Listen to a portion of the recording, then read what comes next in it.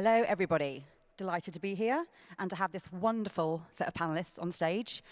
The purpose of this discussion is to basically kind of set the scene for the next 2 days and look at, in a world where we've got cookie deprecation, a really kind of changing economic environment, understanding and misuse of first-party data identifiers, kind of really understanding, now that last click is more challenging, are brands looking further up the funnel? Are they going back into a kind of a branding aspect rather than looking more at performance marketing? Kind of what does this new world look like? So before we kick off, we'll start with some introductions. Janis to my left, I'm going to start with you, please.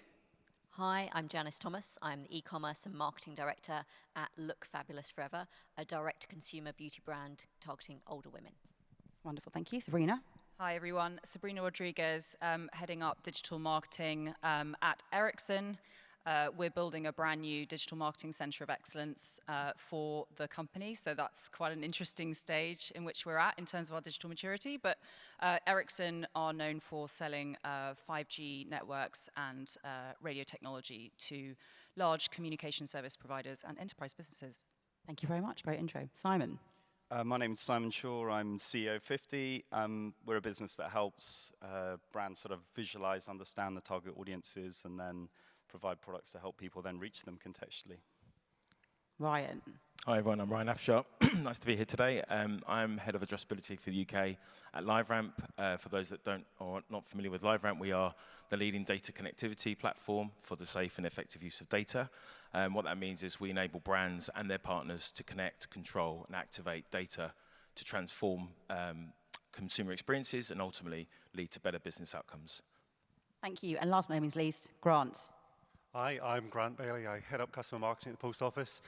You know what the Post Office is, but we're the UK's largest retail network. It's about 11,500 branches, and we get about 9 million visitors a week, about 1 million visitors online, and work across all the channels. And I bet very few of you knew that the Post Office has 11,500 retail branches in the UK, which is quite bonkers. Biggest in Europe. Yeah, fascinating stat when you told me that. So we've got some very different perspectives on the panel here, 3 very different brands as well. I want to kick off by kind of understanding from each of the brands to start with what full funnel marketing means to you. Janis, I'm going to start with you because I know you've been a big advocate for it over the years and you're fascinated to see it come back into fashion again. But what does it mean for you at Look Fabulous Forever, and I guess more generally? Yeah, I mean, I think for us at Look Fabulous Forever, it's absolutely crucial. We are very unique in terms of our offering, that older women are generally not being served by mainstream beauty brands and retailers. So we have to take customers on a journey from discovering who we are, why our founder, who is 74, why she started the brand, why she was frustrated with the current offerings, educate them about how our products are different, how to use them, how to look your best, kind of all of those things, and then on a journey to purchase. That, we're not in an environment where you're going to rock up to John Lewis and just discover us by accident. We have to take consumers on a journey, and we can't just say, oh, here's a blusher, buy it, because then we become any other beauty brand and our customer doesn't know why she should buy from us. And Grant, coming to you from the Post Office perspective, you have multiple different routes to entry for a potential customer and also multiple different products that you are selling. What does the funnel look like for you? It changes wildly depending on what platform you come to. So in a branch network, 85% of our transactions, we don't know who you are. You come in, buy a stamp, post something, take travel money, you leave, we don't know. However, we see a huge footprint across all the other channels. So for us, our kind of ecosystem, for want of a better word, we have to be in all those different touch points, but then use a combination of my world, data science, and other things, combined with inferred logic to maximize our investments, basically. But we can see, we know if we're going big in certain channels here, we see the impact in branch. We might not be able to track it per se, but we can see it work. So our world is actually playing across all those different mediums and actually saying, this is where we've seen the spike, and then get in and sort of geofence around us. But we play in all of them, but our biggest estate is the one that we can actually track a lot of it. So that's our biggest challenge. Interesting, and obviously you're talking about like lots of different types of audiences you're targeting. Sabrina, that applies massively to Ericsson as well. In terms of the audiences that you're trying to target, kind of how does the funnel work for you guys? I mean, it's hugely complex because we're dealing with a very different set of audiences. We're dealing with large communication service providers that have had a long-standing relationship with Ericsson, and so we know them inside out. We're also now entering a whole new ecosystem where we're direct selling to enterprise businesses and a whole new set of verticals that where perhaps we don't have that existing relationship, so we're starting almost from scratch with that audience. And then we're also building relationships with government and industry regulators. That's, again, a very different type of relationship, which is much more one of influence rather than conversion and purchase. So full funnel marketing can mean all sorts of things at Ericsson, but I think at the end of the day, according to one of McKinsey's latest studies, 83% of CEOs consider marketing to be the growth engine for their business, and Ericsson is no exception to that rule. So, for us, it's not just about a balanced approach to marketing right across that funnel and nurturing relationships from awareness to consideration to evaluation to purchase to loyalty to advocacy, but it's actually about how do you drive a more integrated approach to brand and performance marketing, essentially. And that's a journey that we're still on, and I think that's partly why I'm also here from a digital point of view to think about how we kind of plug those pieces together from a digital perspective. But it's a complex set of audiences and a complex challenge. Well, hopefully Simon and Ryan can assist you in that way, some way. But coming to you guys on the tech side, understanding kind of your conversations with brands that you work with and with publishers you work with, what is cookie deprecation doing to the ecosystem, and how is it impacting how your clients are targeting their consumers and understanding what their audience looks like and how they can target them more effectively? Are they going top of funnel? Are they trying to use that same approach to data, bottom of the funnel? So I'm going to kick off with you in this, as kind of understanding what the funnel looks like from that perspective. Yeah, I mean, it's fascinating to pick up on what Sabrina was just saying, actually. For me, when we're thinking about this concept of funnel, for me, the sort of standout points here are about growth and audiences. It's about trying to understand who those target audiences really are in detail. And, I suppose to actually even monitor a funnel, there's an aspect of measurement that's required to see where people are at different stages. And, to pick up on what you were just talking about, sort of cookie or tracking deprecation across the different markets and devices and channels and geolocations, we're losing visibility on aspects of that. And I think for me that then drives us back to needing to understand the audiences we're going after as the sort of primary step, because we are losing visibility on being able to understand where people are in these different journeys. And I think that's for the better, and I think it's forcing us to do a better job of understanding and trying to address the needs of the kind of end users that we're trying to engage. And Ryan, obviously you work closely with publishers as well. From the perspective of how they are integrating and how they're gaining better relationships with each other, what are you seeing, and how are publishers able to help advertisers, marketers, achieve their marketing goals with diminished data more effectively? Yeah, I think the first thing to point out is, and I'll talk to the brands on this panel, is we've seen at LiveRamp in the last 12 to 18 months brands move from kind of fear to using first-party data to it's a necessity, and that's really fuels everything we do with our partners around this sort of 360 degrees view of data strategy. With that, and the planning that goes with that is around trying to tie those users or having that single customer view of their customers, and how do you then find those users across the web? And so what we do, and my team does with publishers, through the aptly named ATS, or Authenticated Traffic Solution. Not related to ATS London. We should have trademarked it. Damn. Is allow publishers to take part and allow and tap into those people-based marketing budgets that brands are actively going after. But in order to do that, you have to have a sort of a unified ID to be able to match the first-party data of the brand to the first-party data of the publisher. Grant, Ryan just mentioned fear 18 months ago from a lot of marketers that he's been speaking to. Would you agree when you saw that the cookie was crumbling? As I think someone's got a big light up thing in the auditorium saying just that in the area downstairs. Did you feel fear? Did you kind of feel the walls closing on you? Because your relationship with first party data is an interesting one as well, isn't it? Well, I'm the fox in the hen house here, because I come from my world's first party data, or CRM, really. So we've always lived in the first world data. So everything else crumbling around. My door suddenly got very busy, and more people were tapping at it than before. So to give you a little bit of context, post office marketing 7 or 8 years ago was the Wild West frontier. We don't own any of our own products, they're all white labels. But each of these white labels was paying for marketing teams within the central team. So each team was going off on different tangents, its own budgets, its own metrics, its own things, and reporting wildly different numbers. So my team came into existence about 10 years ago to kind of, I wasn't there 10 years ago, but to put it all together and start saying, actually, there's a single identifier here. You're saying 10 sales, she's saying 20, he's saying 50. Actually, the business only sold 15, so you can't say there was 50 sales. So to put this together, and building on this sort of progressive profile, when GDPR came along and knocked that down, obviously we had to strip back the base, but what we have is a lot cleaner now as a result. So with all this sort of, the world started to change around us now. What we've always been doing in our area, we've now started to expand further into other areas and saying, actually, this is your first part, this is progressive profiling. We've been doing it for years, but it's new for some of the teams we work with. So bringing them saying, when you're doing that paid media ad and social for travel, here's your list of travel customers. And we've always done it, but now do it more. What else can we add to it? So we've had the reassurance that we know it works. We've been doing it for a long time, but it's now putting it into some of the channels we might not have put it in historically, and that's where we're moving to now. And also trying to use the infrastructure we've already got. So a lot of businesses are very bad at just buying in the next new toy. A lot of the time, you're only using 10 to 20% of your existing tools' capabilities. So very much saying, actually, let's use a kit we've got, move them together, and actually, can we move forward with that and make it work harder? So. That's really interesting. And actually, I'm interested kind of from the varied aspect of what you're dealing with, Grant, and the multiple products you work with. Janis, from your perspective, it's much more streamlined in it. You are a DTC e-commerce beauty brand, and you have an interesting audience with a fascinating route to market, basically, a fascinating route to purchase. How have losing cookies affected kind of how you talk to your customers?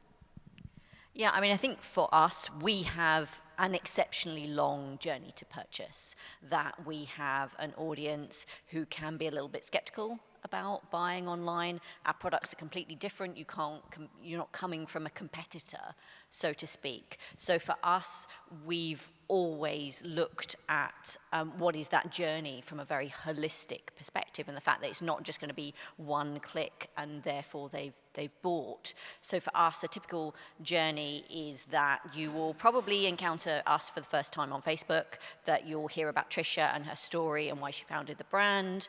You will probably, as a result of that, go to YouTube, that you want to find out more about us, you want to find out why our products are different, how to use them, all of those things.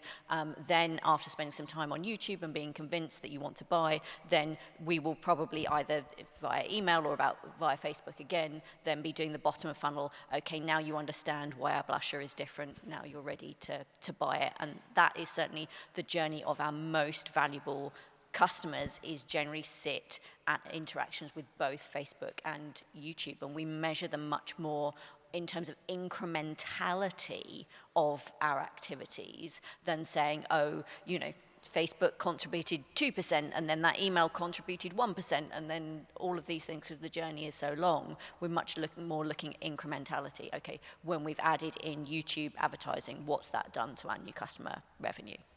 I want to come back to that, because I want to speak to you and Grant about that, because your views about attribution are probably different from what maybe Ryan and Simon would like to hear about how you're tracking between different channels. But I want to come to you first, Sabrina, to ask about, from your perspective and the vastly different audiences you're trying to target, how are you doing so without cookies, and what does attribution look like for you? And because we've talked when we spoke about the fact that you're not outcomes-based, you are audience-centric. What does that look like? Yeah, so I think really for us, it's about translating business objectives into audience objectives first before you start any kind of marketing. And I think Ericsson has done a huge amount of work sort of joining the dots. As you can imagine, we're extremely complex and very matrixed as a business with many different business areas, market areas. We're 100,000 people plus across 180 markets. You know, it's a huge business. So, you know, for us, it's really been about an integrated approach to marketing and an audience-centric approach to marketing. Because without that audience-centric approach to literally organizing ourselves, we're at danger of actually delivering a very fragmented user experience and therefore making our attribution modeling way harder to do. So we're very kind of lucky in that, you know, Ericsson has invested a huge amount into a connected data and analytics team that sits across, you know, all of what we're doing from a marketing perspective. And the way we've organized ourselves is around kind of marketing squads. So we use Agile to basically create these cross-functional teams around a customer and around a specific stage in that funnel. One of the kind of key programs we've also introduced is the Brand and Industry Leadership Program. And the idea behind that program is to almost create that halo effect for the other programs that are perhaps more focused on lower funnel metrics and conversion metrics. So it's definitely, as I said, it's a journey that we're on, but we're seeing really great kind of results already from just literally organizing ourselves around the customer. It helps with data modeling, it helps with attribution modeling, it helps with really proving impact to the funnel. So data modeling, you mentioned when we spoke about you've just started using a data lake. So there's a lot of, I mean, you're Ericsson, right? So obviously it's very, very data focused and data centric, and maybe that's why you guys are so advanced, because you probably have to be, given what you do as what your business actually operates around. But from your perspective, Grant, I want to understand what attribution looks like for you, and is it some vast, magically complex economic metric modeling, or is it kind of a bit of a, you know, gut instinct? This is what we saw a DRTV campaign happen, and we've seen a spike here, so obviously they're related. When I find out the answer, I'll tell you. I know you're stuck. It's a mix of things. It depends on the product, depends on the market. So we'll have certain products, credit cards work amazingly well in paid social. That is the channel for that. Travel insurance works incredibly well in PPC and through the branch, but in branch, then the sales drop off a cliff. One of probably the best ecosystem, I think we've got with different products, is when we go life insurance. That's a combination of paid, DRTV, email, pay, so all the channels, but a huge play in branch. But one of the things that, because it's such a high margin product, but look, it's not a fun product to sell, but it has high margins. So it's one of these things you want to balance the two out. But one of the things we've done to measure out the ecosystem across is actually universal controls, where we pull people out completely from the channel, and we can see the natural rhythm, the run rate. So we know when we go big in DRTV, it goes on. But one of the things we've brought back as well is DM. It works incredibly well, but it works really well with DRTV. The two combined, one way, you see the impact straight away, so you usually take one away from the other. And that's one of the things where we're going to our, sort of our media planning approach and saying, we know each one of these different touch points really works together, and we can carve up the pie as much as we like, but actually we return always to the universal control. At the end of the day, we're here to drive sales, ultimately. So you can measure, did it work, didn't it work, what's our awareness, what's our clicks, but ultimately, did we get an ROI on that investment? But we know there are certain channels that just work so well hand in glove. They seem completely disparate. DM and DRTV are different channels completely, but together they're really powerful. But you don't see that until you stand back a mile and actually look at the different inputs.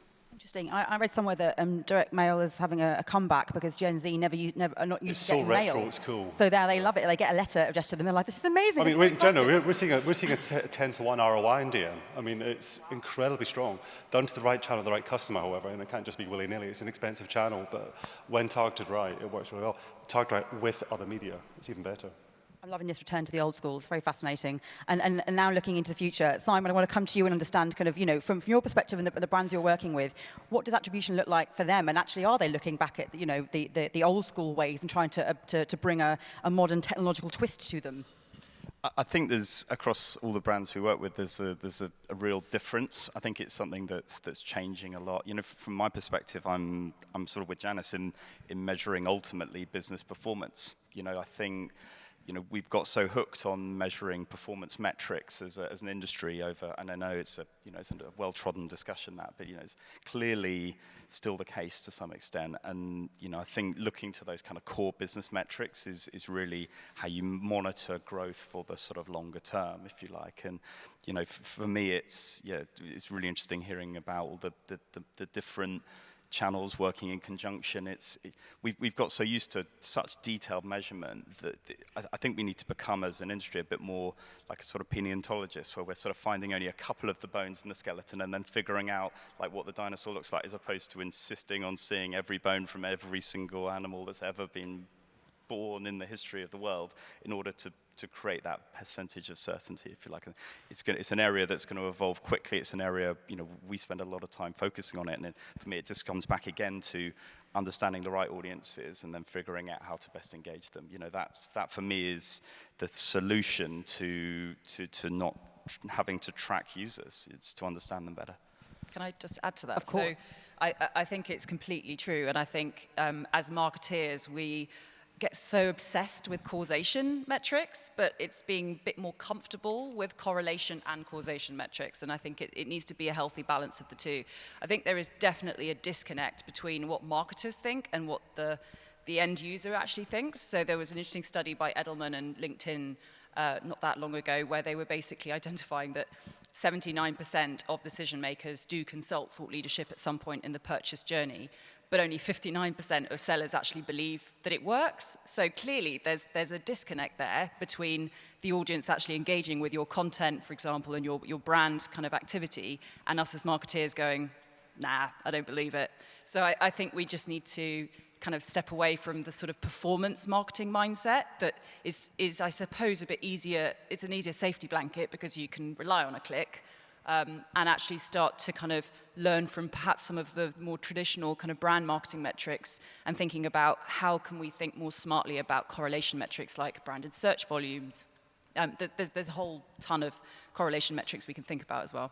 That's a really interesting point, actually, and that's what enables you to, I guess, go further up the funnel and look at your audience in a different way and really understand your audience completely differently and not just try and target them at the bottom of the funnel when they're already ready to convert. But Ryan, I want to come to you about how you can do that still. Like, there's still tracking available. What does the bottom of the funnel look like in this new world? Like, what role do identifiers play? I mean, are any of you using identifiers at the moment, and kind of what relationship does that look like? Yeah, and I think, look, using identifiers and addressability doesn't have to always mean bottom of the funnel. You know, what we strive to do, and I think as an industry, the higher up that funnel where we can insert addressability, the better, right? And that can come from your own first-party data, be it a brand or a publisher, but also through collaboration. And I think it's we talked about retail media. I'm sure it's going to come up today, but FMCG brands, partnering with retailers to understand, that path to purchase. How does that online media translate to offline sales? And I think, we've seen it with one of our clients, Boots. To touch on some of the topics as already mentioned, is that, they've invested into first-party data, media buying and planning, and their investment's gone from 7% using first-party data to 40% in just under 2 years. And the business outcome attached to that is that for every £1 spent on media, they were generating £2 in sales. And that's the type of business outcome that ultimately will fuel the desire to kind of understand their customer much better. And I think that's what's at the heart of this. And publishers play a role in that, in being able to support brands in that addressability. Up until recently, it's usually the platforms that can do that. Any platform that understands that individual, that can then provide that addressability, but now publishers can do that because they've really leaned into first-party data, so that when you're looking at attribution or looking at bottom of the funnel, you can go to premium publisher sites and do the same thing. And actually, arguably, the environment, they're much more engaged because they have an affinity with that publisher brand as well.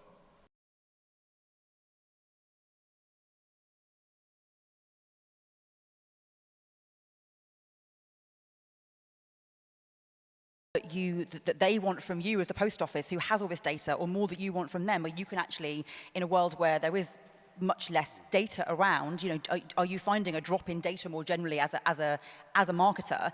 But are there ways where you guys can work more closely together? And absolutely right.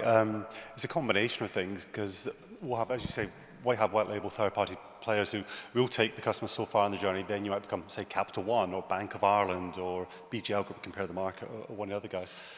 So we'll have this fund, but at the end of the day, the customer is both of ours, effectively, but the post office first, then that third-party second. So they'll have data we don't have and vice versa. So we, for example, know their multi-product holding. The third party might not. So I know for a fact that the fact this guy's been accepted for a credit card here means he'll be probably very likely a good prospect for a loan or mortgage. Or they have a savings customer, therefore they have and each one can lead, the home insurance customer might be good for life insurance. We know these things. So it's working with that data part to say, this is the profile you're looking for. And whilst this world is shifting away, I think it also creates a conversation with our agency partners, or keep them honest a bit as well, to say, because I sat in a conversation not that long ago, listening to one of the product directors roasting the agency. Well, I've just pissed £2 million up the wall. Where's it gone? And they're like, oh, well, we targeted buckets and spades. That's travel. No, it's not. But it's this kind of stuff where they're just making up metrics. And I think this will almost force them to actually sit down and look at the return on investment a lot more seriously and stop just spraying money into ether and saying, this is a profile we gave you. You're not using it. So build in that place. And I think that is actually good both sides. We targeted buckets and spades, that's travel. Buckets, spades equals travel. There you go. It shows you. How Once far along have we really come? Travel customer. There we go. Yeah, slightly worrying.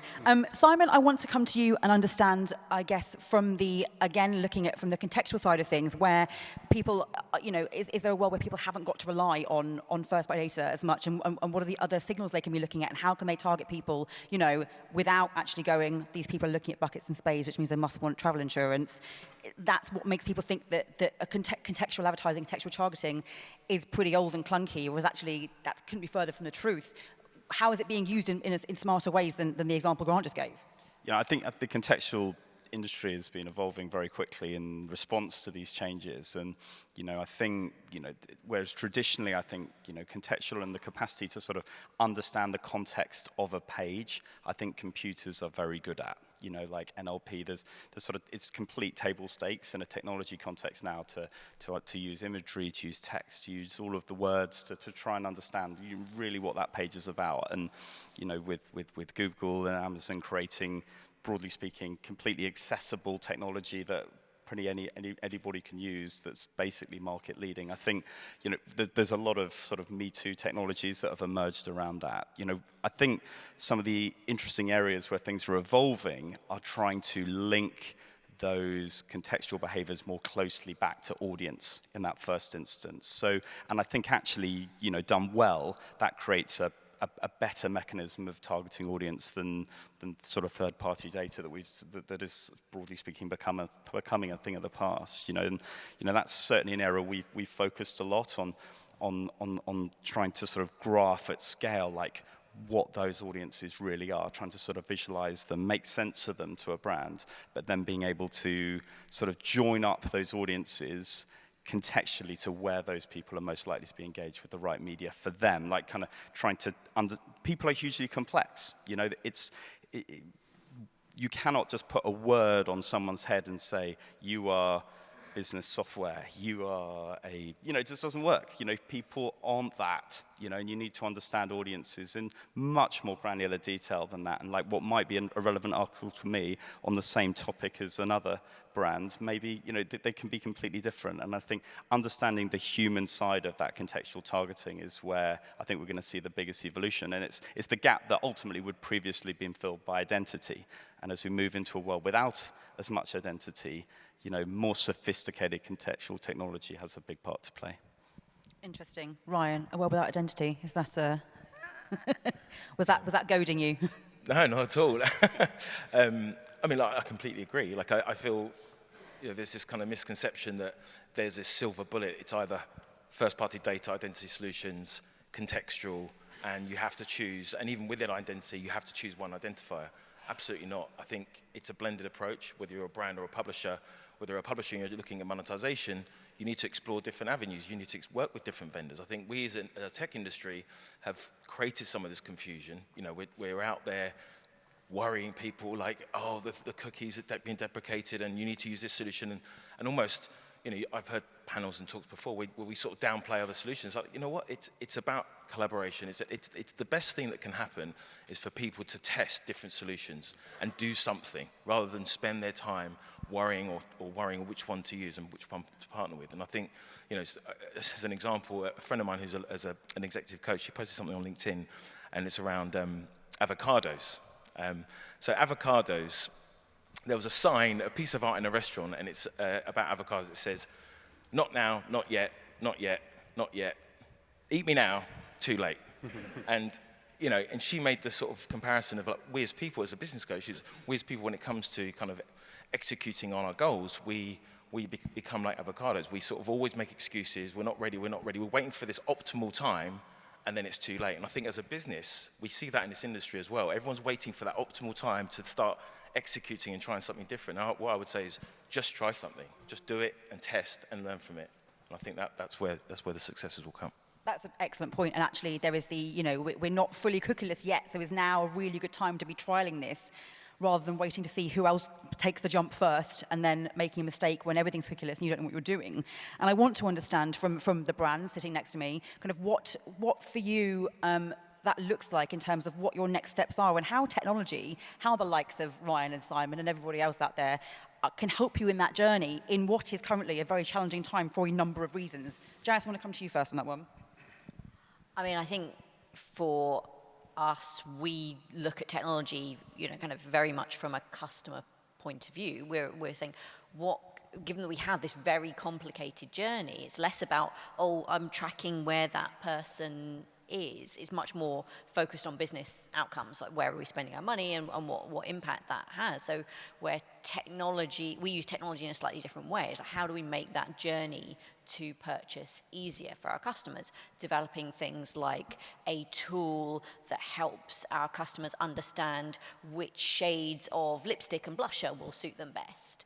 That developing a tool that tells them, if you currently buy this particular shade of foundation, this is the one that you should be buying. And our kind of lots and lots of stuff on personalization and recognizing that different people at different points in the journey need different things from our website. And that's very much our technological journey necessarily than around tracking people, particularly because once we've got customers through the door, they're incredibly loyal and incredibly engaged, because they're, older women and older audiences in general are being overlooked by e-commerce brands. They are not being represented. Where they are represented, they're being stereotyped. So we have a cut through with our existing customers that is unprecedented. Our emails, typically 40 to 50% of our emails get opened. That's high. Yeah, and we email our customers typically every day as well. So because of that, we have a very different relationship with technology and data than other brands do. Interesting. And Sabrina, from your perspective, we've talked about tech already, but kind of what innovation do you see that you as a business need support with? Yeah, absolutely. Look, for us, technology is absolutely key. Particularly as we enter, as I was mentioning earlier, a whole new ecosystem where perhaps we don't have as established a relationship as we do with our traditional kind of communication service providers. So we've actually introduced, as part of our Centre of Excellence, a media vendor roadshow, so I'll have to invite you guys to that, where basically every month we'll invite a different media vendor, publisher, data aggregator in, and we'll just ask them about their portfolio, about how they can help us reach our very particular niche audiences. There's not that many people in the world buying 5G networks, but through that roadshow, we have discovered some amazing different media partners that we're now kind of experimenting with. And I think, from programmatic search data, intent data, telco data, Wi-Fi hotspot data, elevator data, you name it. There's like an amazing array of opportunities out there to reach our audience in new and potentially more impactful ways. And I'm talking obviously from a B2B perspective, which, as I said, is a very niche audience, less broadcasty. But for us, diversification of our media portfolio is actually a really strong strategy for us when reaching that audience. Brilliant. And Grant, a similar question to you around technology, innovation, what you want from it. It kind of goes hand in hand with measurement and strategy. It's chicken and egg. Do you have a customer scorecard, or do you have strategy first? It's one and the same, really. But ultimately, back to basics. What is it you're trying to achieve? Therefore, what tactics do you want? Therefore, what tools and technology do you need to then enable that? And if you've got all the kit already in place, it's then connectivity. How do you get them working to achieve that measurement you're trying to achieve? And then with your agency partners, what are they doing to help you with that? Usually, not because their CDP is the one I get all the time now. I had one of those 10 years. It's called database. They just changed the name. It merges and purges data together. That's what it does. But we've had some of these bits of kit for ages. They've just been sitting there gathering dust in the corner. So it's actually using the stuff we've got, but it's got to be linked to your business scorecard and then what your partners can do, because they bring ideas to the table. You can. That's why you employ them. They have reaches you can't. However, you know the customer metrics, they don't. So the two have to work together, and then that equals a strategy. It's still such a common problem. Tech solutions being sold into one part of the business, and the rest of the business not knowing what to do with it, and it just being left getting dusty in a corner. Or somebody in IT has no idea what it is they've just signed off. Exactly. So we take for a nice lunch by someone, and that's it. And then, no, we've got one of those over here. Yeah. I don't know if I could just jump in, but yeah, I think for me, if we look at technology, I think it's about trying to shorten the distance between the sort of actual genuine technology provider to the brand. I think that's something that needs to get shorter if we're going to try and move through this. And yeah, and I think ad tech has got used to being like just at that point of execution, just sort of going, okay, no, I now need to make these actions, so who's the right partner to use to do that, and just being seen at that level. I think the place where we as an industry need to sort of be helping more is that's way further up in like what actually is it that's trying to be achieved, and sort of interfacing perhaps at a more technical level direct with brands. There's a lot of steps and layers to how everything is currently set up that just mean the technology partners are quite often not actually even speaking to the brands themselves. They're just executing on the actions and going, okay, well, just like 95% of the help that we could be actually providing is sort of just getting lost in translation through the kind of the Chinese whispers of the structure of the industry. And I think, I foresee quite a big change there in sort of transparency of information, because it's information and strategy that needs to flow rather than just data as the world and changes. We are basically out of time, but if I'm allowed to, I'm going to try and slip in one final short question. So I want from each of you, like in like a couple of words, no more, I'll get angry. Kind of what from you to embrace full funnel marketing. What for each of you think needs to happen? What's the most important thing? Grant, I'll come to you to start with, please. Put you on the spot. Results based. Can you see the impact in your results? Simple as. Brilliant, thank you. Ryan, you're next. I'd say a holistic viewpoint. You have to understand. Well, sorry, that's more than 2 words. But I would have sworn you said be more avocado as well, so I'm disappointed, frankly. Simon. I think it's long-term growth and audience. Brilliant. Sabrina. Audience-centric data. Audience-centric's hyphenated. So audience-centric is hyphenated. It is, because it's before a noun, guys. Come on. And Janis, finally. What does the customer need and want? Fantastic. This has been a great discussion. I've really enjoyed it. Thank you very much, Janis, Sabrina, Simon, Ryan, and Grant. Give them a round of applause. Thank you.